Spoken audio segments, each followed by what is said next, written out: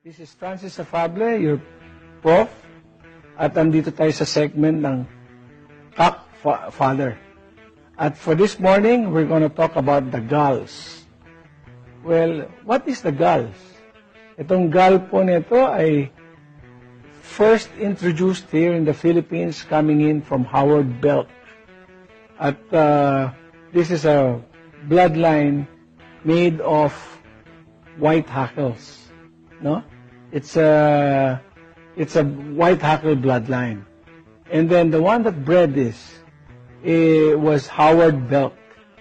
At the one that brought in the chickens was Joe Alimbugin that initiated propagating the galls. Ano ba itsura? Physical feature ng galls. The physical features of the galls, they come in dark red. A lot of them would come in lemon hackled, straight comb. They're medium high station. Marami pong feathering to, balahibo.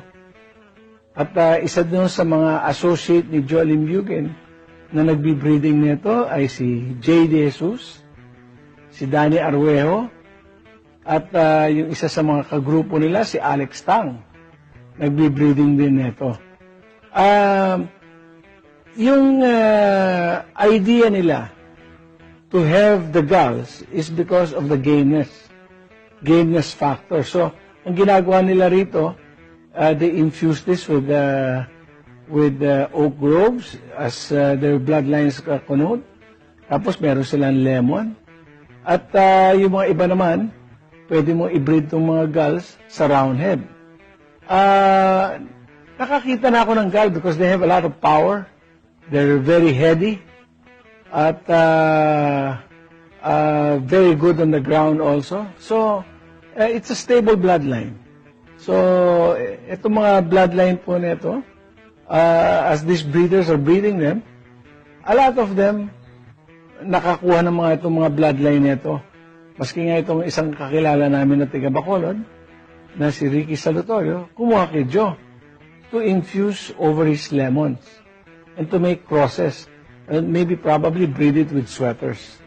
So, ang bloodline nito, tinetreasure ng maraming tao dahil because of the stableness of the bloodline, may tapang at magaling din ang cutting at nailaban nila, nasubukan na ito sa big time competition.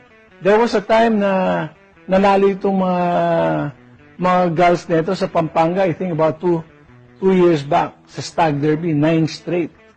At magaling ang paa, magaling ang cutting. Mga bayan sa Bungero, ang girls, parang anong bloodline yan? It has been passed on. Siyempre, aanihin natin, white hackle bloodline din yan.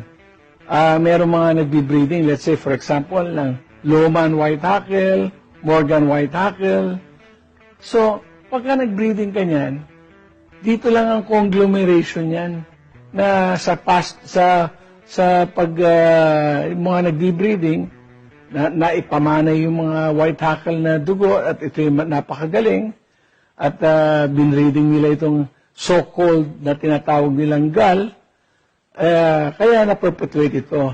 At merong mga Amerikano, kamukha nga nito sila Howard, na namatay na, pero itong mga manok na i-pass on dito sa Pilipinas through the initiative of a lot of certain breeders natin dito na binibreed yung bloodline. Naniwala sila sa bloodline, pinaperpetuate nila yung bloodline dito sa Pilipinas at andito pa sa atin ngayon.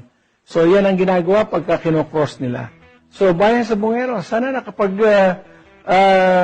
dala ko sa inyo ng konting kaalaman tungkol dito sa gall dahil ito ay mga bloodline na baka in the future kakailanganin nyo. Kasi siyempre itong mga ating bloodline kailangan ng matibay na dugo, pang crossing. At ito ay mga bloodline na magdudulot ng success o maganda na cross sa inyong mga manok. So, see you next week. Ito yung si Francis Afable, ang inyong cock father. Thank you very much.